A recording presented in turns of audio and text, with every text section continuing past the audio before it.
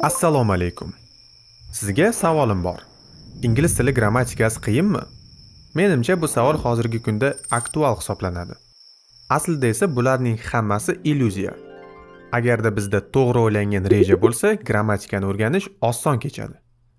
Do'stlar, kanalimizga obuna bo'lishni unutmang. Bu loyihamizni rivojlanishiga yordam beradi. Endi esa darsimizni boshlaymiz. Ingliz tilidagi zamonlarni misol sifatida olamiz. Bilasizki, ingliz tilida o'zi 12 ta zamon bor.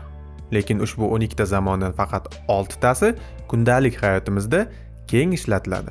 Bular present simple, present continuous, past simple, past continuous, future simple va present perfect. Maslahatim shundan iboratki, birinchi o'rinda ushbu 6 ta zamonni yaxshilab o'rganing va undan keyin qolgan 6 tasini o'rgansangiz bo'ladi. Bu degani ushbu 6 ta zamonni bilsam, dunyoni zabt etaman degani emas. Zamonlardan tashqari artikellar, predloglar va boshqa mavzular ham bor. Men esa hozir zamonlar haqida gapiryapman.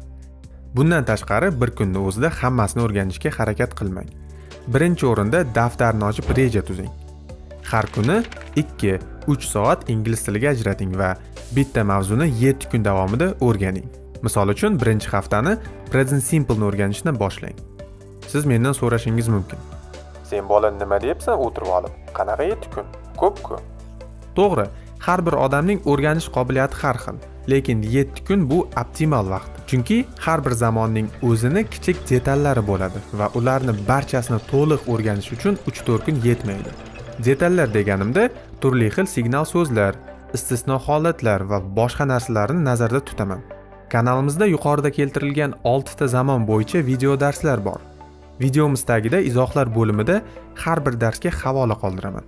Siz ular orqali o'tib o'zingizga kerakli videoni topishingiz mumkin. Qo'shimcha qilib aytaman, mana bu kitob orqali ingliz tili grammatikasini o'rganishni tavsiya qilaman. Bu yerda barcha mavzular o'zbek tilida tushuntirilgan va har bir mavzu bo'yicha alohida mashqlar bor. Bu kitobni kitob do'koniga borib sotib olishingiz mumkin. Unchalik qimmat turmaydi. Agar bu kitobni topa olmasangiz, Telegram kanalimizga ushbu kitobni inglizcha nusxasini yuklab qo'yaman. Albatta kirib o'zingizga yuklab olishingiz mumkin. Do'stlar, videomiz shulardan iborat edi. Kanalimizga obuna bo'lishni unutmang. Izohlar bo'limida qaysi mavzularga video qilishimizni ayting. Men har bir izohni o'qib, o'rganib chiqaman. Keyingi darslarimizda ko'rishguncha xayr.